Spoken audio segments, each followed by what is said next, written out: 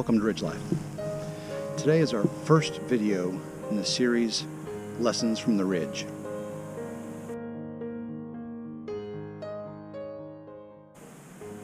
In this first video of Lessons from the Ridge, I'd like to go over Psalms 65, 8 through 13. I believe it's very fitting to sitting out here in this field looking for the bounty of a harvest of a deer to bring to our table as venison, and this beautiful afternoon that God has given us. It is January 1st of the year 2020, this New Year's Day. I'd like to read for you again Psalms 65, 8 through 13. I hope it's a blessing to you as it is to me. They who dwell in the ends of the earth stand in awe of your signs. You make the dawn and the sunset shout for joy. You visit the earth and cause it to overflow.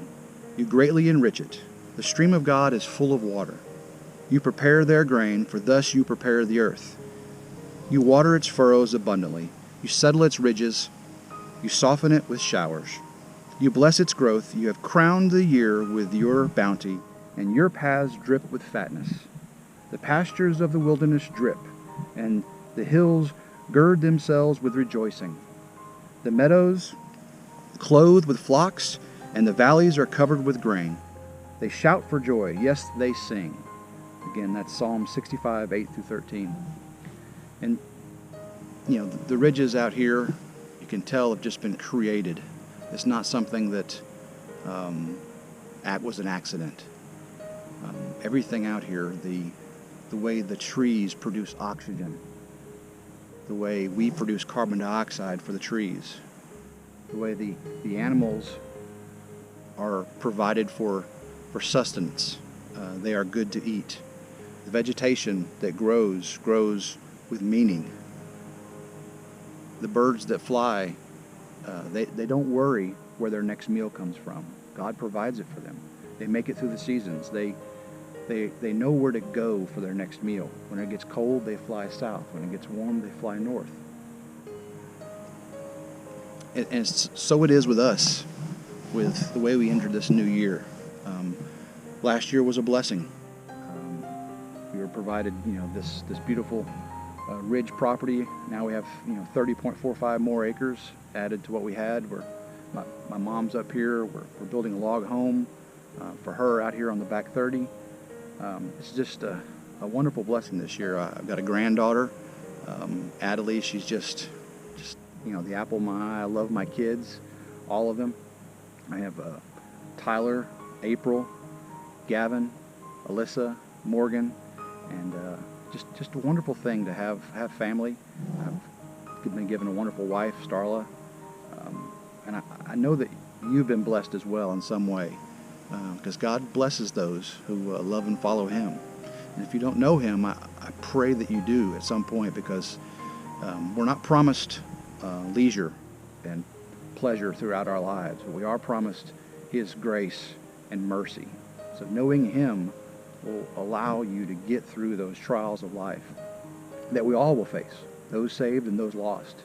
We all face trials, but how we respond to them and how we stand up and get through those is really determined, I believe, by what you have in your heart. And if you have Jesus in your heart, you're unstoppable. You're invincible.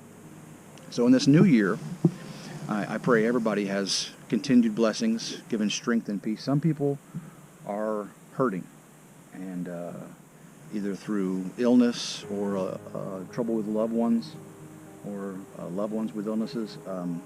God's there for you. God's there for them.